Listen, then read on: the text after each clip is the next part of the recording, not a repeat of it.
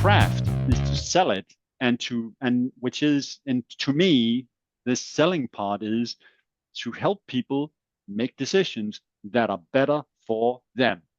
And if you can not align your values with that, then to me, you should just go and, do something else. Yeah, I agree. But if you do, then you can find lifelong purpose in sales, selling literally anything that has value for other people. Help people make decisions which is better for them. I mean, yeah, that is where we're at. And I'd say if you're not in a position to do that, you're verging on the unethical. And you probably know why I'm using that particular word. You're listening to the Sales Today podcast, and I'm your host, Fred Copestake. On this podcast, we explore how sales professionals can develop a modern approach to winning business, the application of virtual selling techniques, how to create meaningful business relationships, and much more. Why not take our free collaborative selling scorecard to see how your sales approach suits today's environment? You'll find a link in the show notes.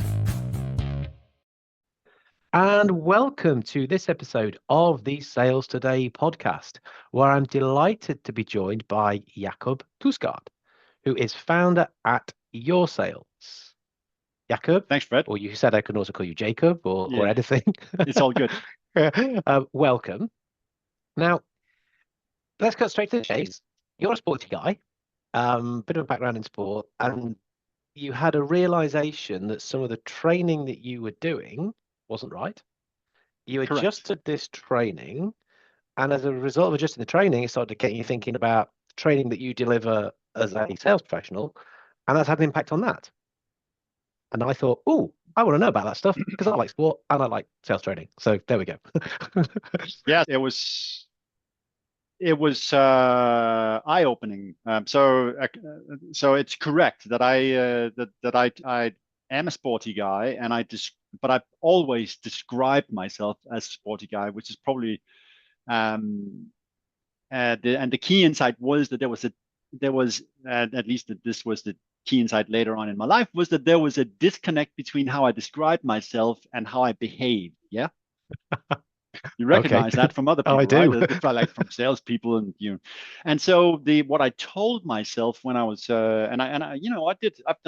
I'm an endurance athlete mostly. I've done triathlons and a marathon and semi-marathons, half marathons to most people across Europe, and so that sounds pretty sporty.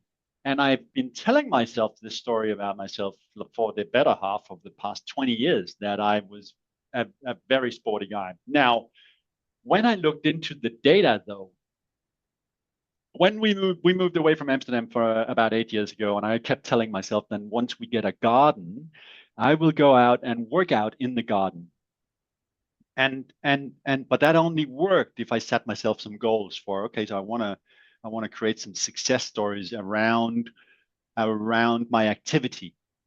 And so I set myself a goal that wasn't all too ambitious, which I was certain that under most circumstances, I'd be able to celebrate reaching this goal well ahead of time.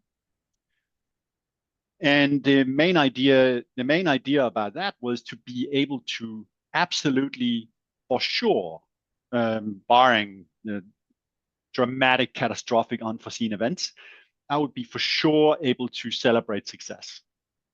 And so I did that. But the way to set that goal was to look back and look at what have I performed in the past? And it turned out that I hadn't been performing all that well, actually.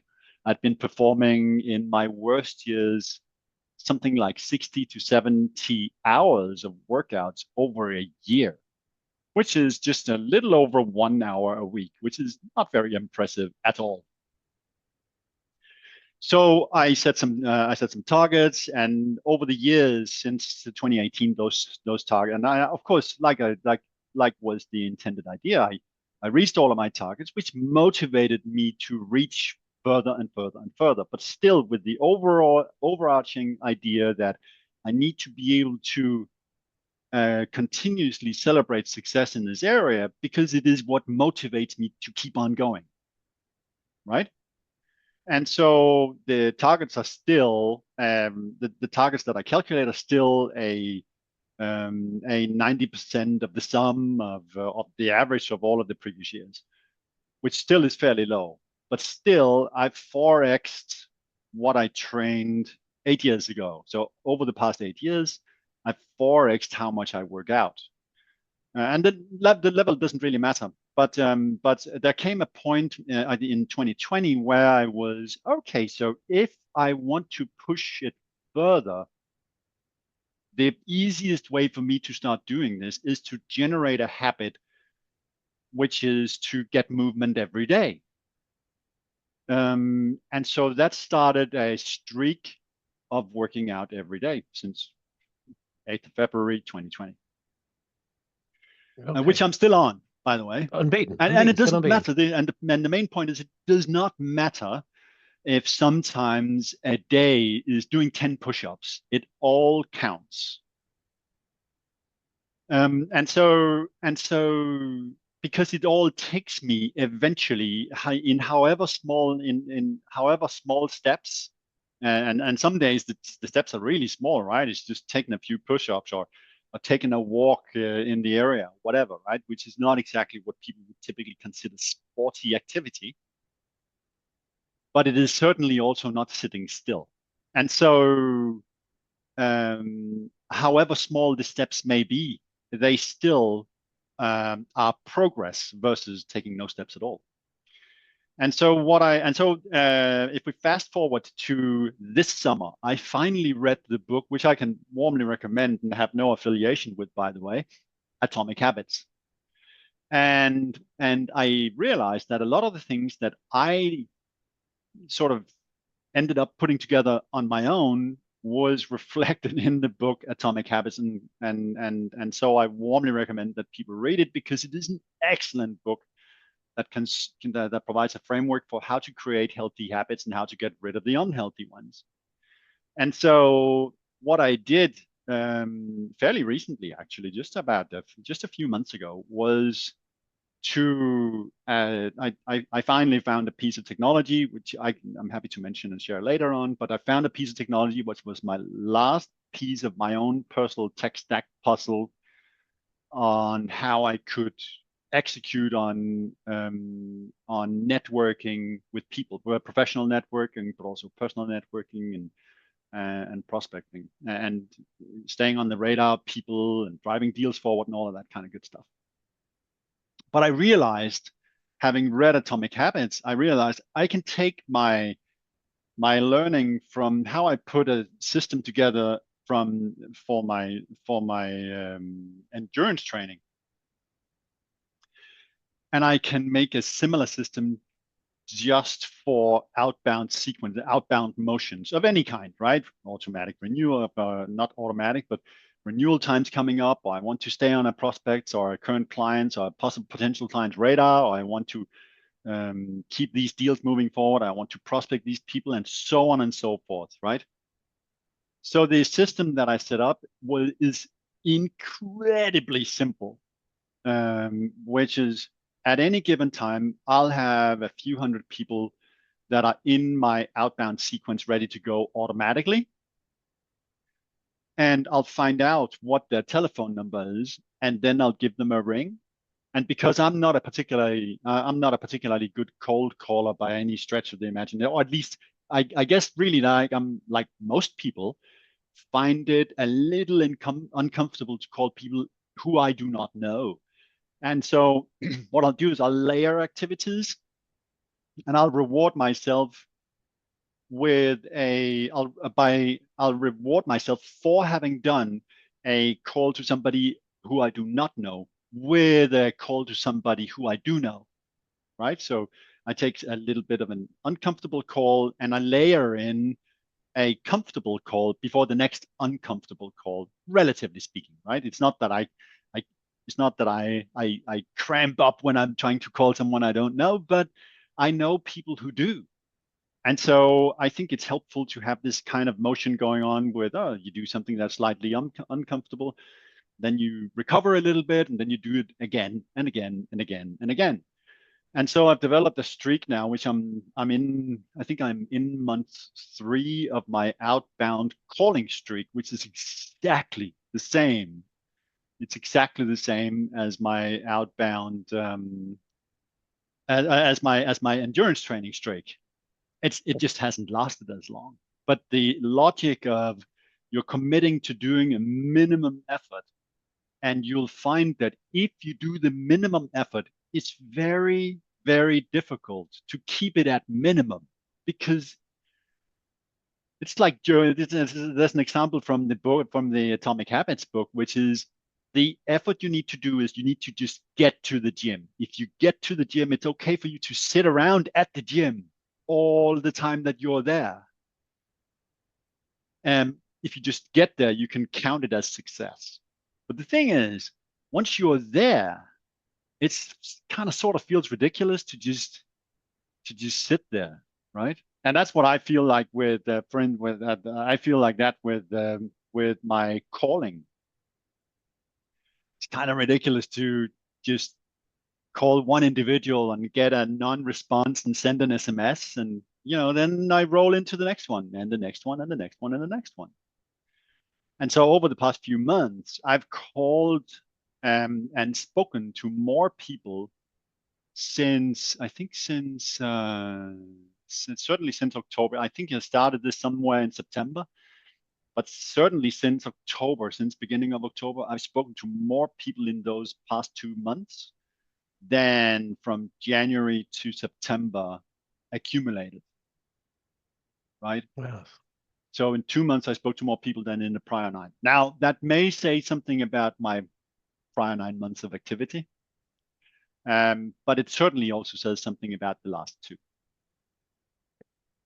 Well, So look, you mentioned so much stuff there, and I'm scribbling away here because there's little bits and pieces that I want to come back to. I want to talk about this comfort, uncomfortable. It sounds like doing hill reps. Running up the hill's hard, but it is walking back down because it's recovery, right? You're doing something that's comfortable. The way we spoke about it really briefly before the call, I believe,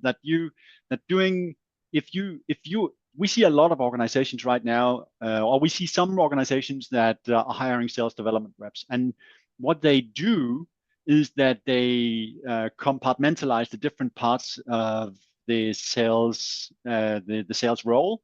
And so there's this guy over here, he does outbound, and there's this guy over here that does closing. And the problem is that if you allow the deal closing guy, the account executive, if you allow them to just get away with doing, everything from discovery to close, then you're doing them a disservice. They are being allowed to let the muscle that does the outbound and the initial relationship building and all of the qualification, all that stuff, they're allowing that muscle to fade. And the sales reps that allow that to happen are doing themselves, at best, a disservice. At worst, they're doing themselves, they're basically committing career suicide. Because sooner or later, because the majority of sales teams right now, even given all we hear about sales development reps and whatnot, the majority of sales teams right now are made up of full funnel sales reps that do everything from finding the clients to winning them to closing first deals to doing renewals to and so on and so forth. The vast majority of all sales teams don't have sales development reps, and they don't have customer success teams. Right? I'd honestly say the people I tend to work with, they don't even know what they are. They haven't heard of it. They don't know what the title is. And when you explain it, they just go, that's weird. Why would I want someone else to get in contact with my customers? That's what they will tend to say. Yeah, because you hand over the relationship and you do. Why would you do that? It don't make any sense to them. But no, I want to go right back to something you said at the beginning. Go on. Yeah. Really early on, where you were talking about telling yourself a story. Yeah. Now you talk about telling yourself the story of being a sports team first, and then telling it. So then you've aligned that into sales, and I thought that's interesting that you've used that particular phrase. And I drew a little square around that because I'd like to pick up on that as to why you were saying that. Well, I think that I think human beings in general tell themselves stories about who they are, right? Which are not necessarily connected to who they really are in terms of the actions they take, right? And sometimes there's a significant disconnect. I think sometimes, certainly in sales, we've seen sales professionals, or rather, I should say, early stage sales people who are they're coming into a sales team, they're taking sort of their first steps in that particular sales team, and very swiftly, especially if they're on the younger side, they start to think about, I want to be promoted, I want to do this, that, or the other, which is above their seniority level. Hell, I did that. I sold myself in my early years to a role that was way more senior than I was at the time. And rightly so. I got booted out after about 6 months. Probably one of the best things that happened to me afterwards. But my main point is that if you too soon start telling yourself a story about how competent you are and how successful you are, and you're doing all the right kinds of things, but you're not, but your story is disconnected from reality, then it's basically just a story you're telling yourself.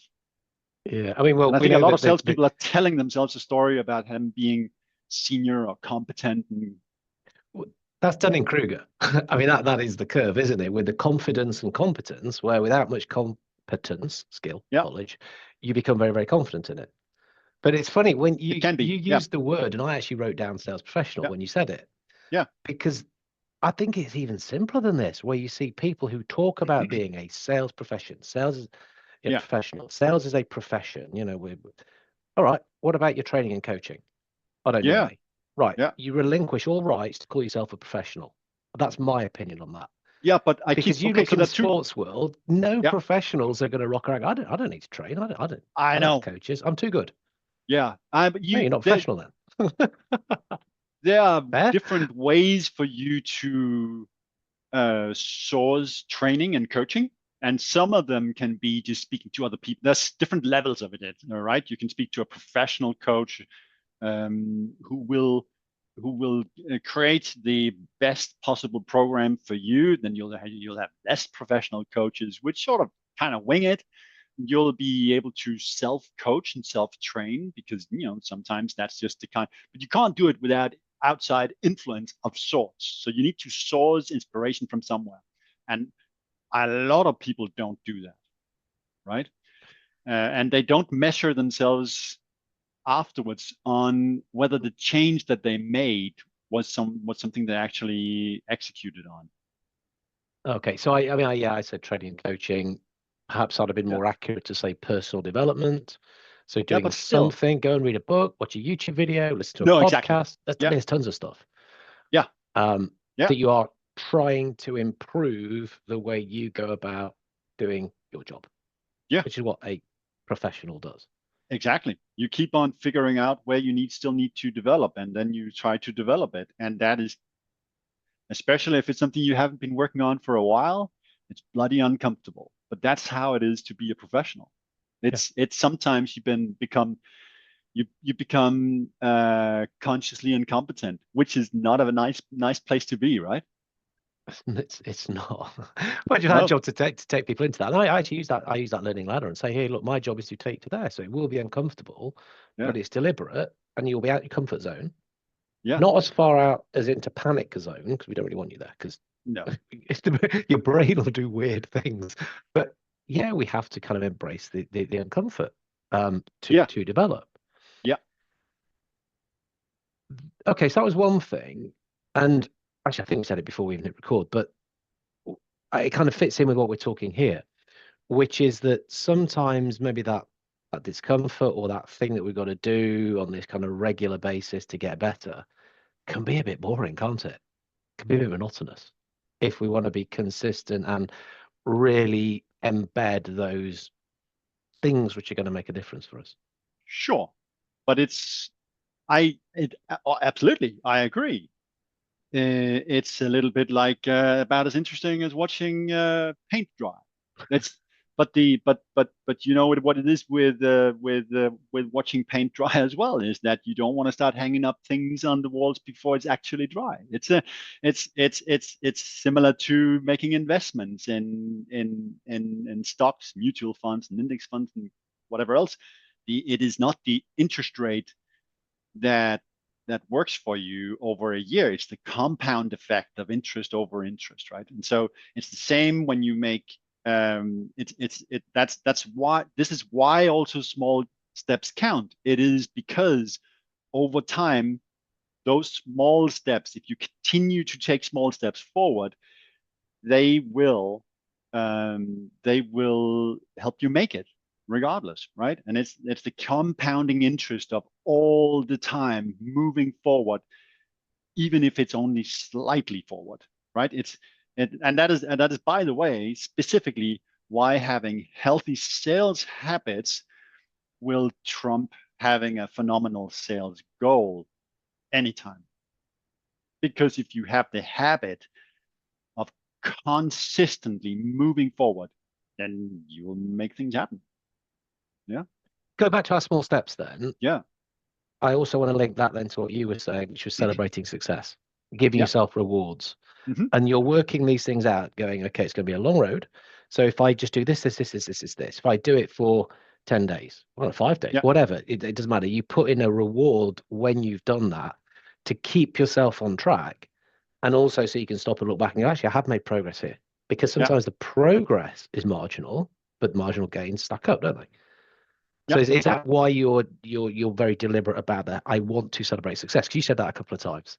Yeah, because if you but the thing is, and I sometimes get I have I which is by the way, I think the following is something that's advised to follow as well. I have a group of people, and they haven't agreed to this at all, but I have agreed to them being my feedback group.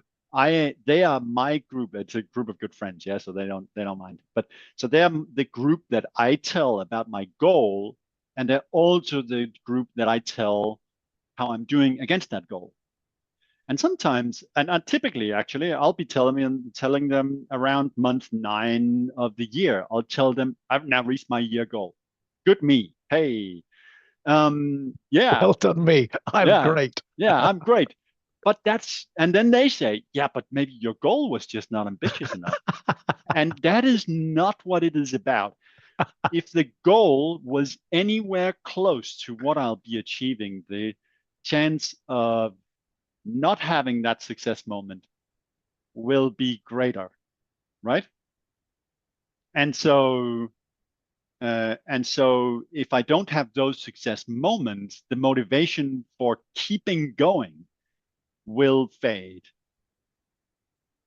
because I won't be a success. I'll have missed my target, and missing your target is not the right way to motivate continuous action in a particular direction, right? Yeah. It's what most sales teams do. They try to, and it gets even worse, right? Because imagine if you have a several layer organization, you'll have a CEO that sets out the target for the company, and then you'll have all sorts of people down through the organization. They'll they'll distribute, they'll quote unquote distribute the target. But the surprising part, or rather unsurprising part, is that because they need to cover their own asses from a corporate perspective, they over distribute target. And so if everybody and again, we have to deal with the effect of compound interest, right? If everybody over distributes by just a few percentage points, very low single digit points, right? Then the total distributed target is way, way higher than what the CEO said the company would set out to reach. And that means that what each individual seller now needs to reach is way higher than what was originally thought that they could reach. And that's an important part of why they underperform. Well, it's probably gone two ways. In that it started off asking, what do you think you can get? I mean, some industries, it still works like this. Oh, I'm going to add a bit. So everyone keeps adding a bit going up, and it comes down, and everyone keeps adding a bit again. So we had double whammy. Could be. Oh, I've never. That's even worse. That is really, really. That way and that way. You go. Yeah. Okay, and another thing then. So I use the word boring. Yeah. I got called out on this the other day. Somebody said, I don't think you should be using that word. Well, it is. I said, but it is. That's exactly what I said. Yeah. I said, but it is. Why would I pretend that it's not? It is That's boring. what Let's it is. not wrap it up. They said, oh, no, no, no. Don't think of a pink elephant or, that kind of that amateur positive mental attitude psychology. I went, no, but if it is, and I'm pretending it's not, then actually it's a disservice. So let's call it out. It is boring. Let's prepare for that and let's act in accordance. Oh, it's so funny. You just said exactly what I did. I do a lot of so my main sport is cycling. Some of the best cyclists in the world, if you distribute their work effort into zones, you'll have, say, let's say you have a zone 1, which is relatively easy stuff and not very interesting at all. And then you'll have sort of your zone 2, which is where they race most of the time, and you'll have zone 3, which is like a max effort up a mountain or a sprint or something like that. Some of the things, efforts that they can't maintain for a very long time, right? So if you measure how much of their training time they stay in zone 1, the easy zone where not much is always going on, and where and where things are kind of boring, where they're just cruising, right? You'll find that most of them spend at least 70 to 80% of their time in that zone, in the boring zone, right?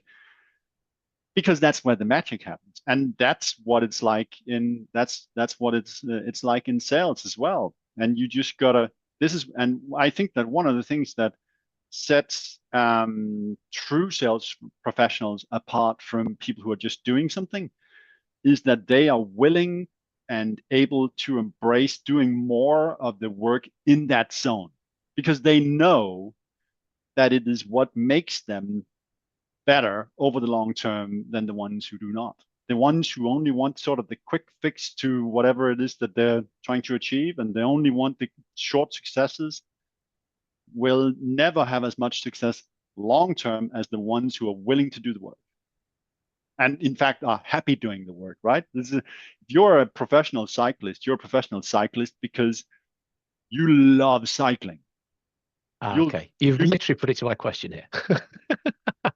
Carry on. And if you are a sales professional who can embrace doing the boring work, it is because you love having conversations with people, and you don't care.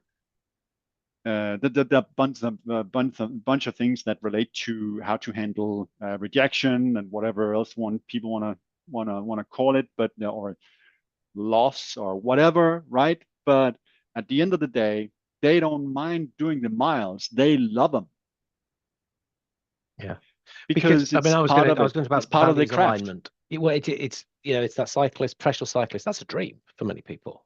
That is in total alignment with their values. That's that purpose at this time is to be a professional cyclist. Exactly. So actually, yes, it's easier to do that because I might not actually enjoy it. I sort of enjoy it in a weird way. Whereas what we might see in the world of sales is, all right, I'm selling this stuff I don't really care about to people I don't really care about. In a way, that I don't really care about. I mean, you are going to find the boring stuff hard. It is going to be dull. So, totally. Yeah. Suck it up and do that if that's what, but I mean, is there a better way? Should you be looking at something else? Because you are going to be unhappy. It's not, you're going to be misaligned to your own values.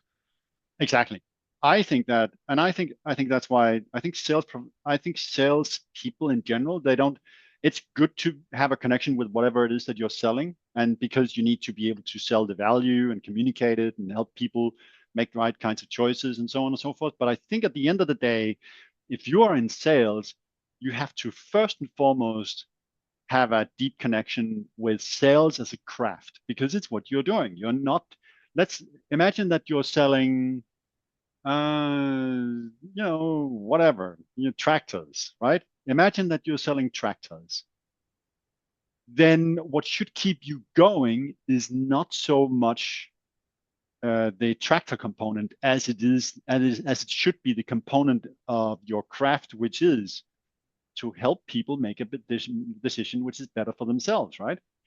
And so, yes, there's a lot of product knowledge that goes into that, and being able to and knowing what kind of value these features have, and how to position it with the right kinds of people who care about that value, and all that kind of good stuff. But at the end of the day, your craft is to sell it, and which is, and to me, the selling part is to help people make decisions that are better for them. And if you can not align your values with that, then to me, you should just go and, do something else. Yeah, I agree. But if you do, then you can have, you can find lifelong purpose in sales, selling literally anything that has value for other people. Help people make decisions which is better for them. I mean, yeah, that is where we're at. And I'd say if you're not in a position to do that, you're verging on the unethical. And you probably know why I'm using that particular word. Yeah, but no, but that's of course. But that's what I think. I think if you, it's critical that is part of the way that you sell. Because if you're not, then if it's not decisions that are better for themselves, A, they won't like what they bought very much, and B, you won't be in sales for very long. I'd go as far as C, you're not actually going to be very successful. Well, that's probably what you meant by being not in sales very long, because you're trying to do something which doesn't really work. And you'll get initial success. I'm sure you'll get deals signed, no problem, but not for very long. And not with more customers and the rest of it. And it's actually harder doing that stuff than it is the good, honest, ethical stuff anyway. And in particular, if you're just operating inside a single country, and certainly over here in mainland Europe, countries are just too small. Everybody knows everybody eventually, right? And so you don't want to be the one with the rep that, I bought something from him, but it was shit. Right? Oh, take a country, take an industry. It's getting smaller, quite incestuous, aren't we? So yeah. So I think that the important parts is making sure that your values are aligned with whatever it is that you're doing, and then because it's aligned, you'll be finding purpose in what you're doing also when you're doing the boring stuff, and you'll find satisfaction in also doing the boring stuff. And that will enable you to build up habits that will take you further, faster, more of the time than other people who don't have the same kind of alignment.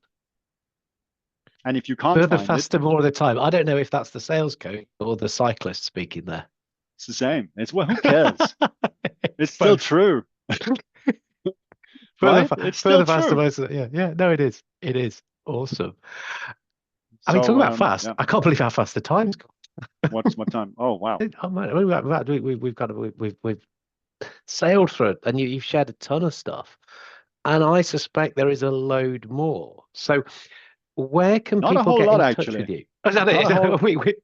We've hit the rev limiter. Well, the thing is, no, but look, the thing is really so sales done right is really, really quite simple, but not very easy. And that. And so that's why I think that especially when I work with my clients, we do spend some time, for instance, on theoretical training, but we spend way more time on actual on-the-job coaching, because the concepts that you use in sales need to be simple so that you can grasp them and see why you're doing what you're doing. But how you execute them is so important, right? I mean, we've seen over the past few years, for instance, we've seen a huge influx of tools in sales, and some of them are simple and some of them not so much. But the main point is that there are now so many tools in sales that you can do all sorts of stuff, and understanding how to use your tools in the right way in this relatively simple motion of sales is difficult. And so making sure to pick the right tool for the job is difficult. But once you know which tool to use, once you've simplified it, figuring out how to use that tool right is the only thing you need to focus on. I fear that came out wrong. My main point is that that most of what sales is about simplification, and then honing in on perfection, which you'll probably never reach, quite frankly, on how to do sales is what the rest is about. And that's really difficult. It came across. I understood what you're talking about. It's that sometimes people get kind of dazzled by complexity and, oh, that's got to be really good because it looks really clever. Don't really understand it, but it's got to be great. No, it's not. If you can't really kind of explain it to an 8-year-old, probably isn't. Exactly. And you're just going to get yourself in a knot doing it. Whereas understand basic game plan, go and execute it brilliantly, you're more likely to be successful. And again, look at sports teams. They're great. Most of them work on that premise. So yeah, they find a method that is simple, yet difficult to execute, but always very simple, right? Triangles, in football and or I should say soccer probably, but they find simple concepts and then they execute them brilliantly, which is difficult, and that's why it takes training. It takes practice to do something brilliantly. Anything that is worth doing is really difficult to do really, really well, including sales. Yeah, they do. So where can people get in touch with you? I think I'm most easy to find on LinkedIn. There's only one individual on LinkedIn with my name, I think. So go find Jakob Thusgaard or go to YourSales.com. Maybe use the book a time, the talk link to set a time to talk. I'm always super happy to have conversations about sales, as you can tell. Oh, absolutely. I could tell that. We'll put those links into chat anyway, so people don't even have to look that far. But Jakob, look, thank you so much for coming along and chatting. Thank you. Thanks for the question. Very cool. Good stuff. Thank you for listening to the Sales Today podcast with me, your host, Fred Copestake. I hope you've enjoyed what you heard today. If you did, please get in touch and hit subscribe. And remember, you can take the Collaborative Selling Scorecard for free to check out how your sales approach works in today's environment. You'll find it in the show notes.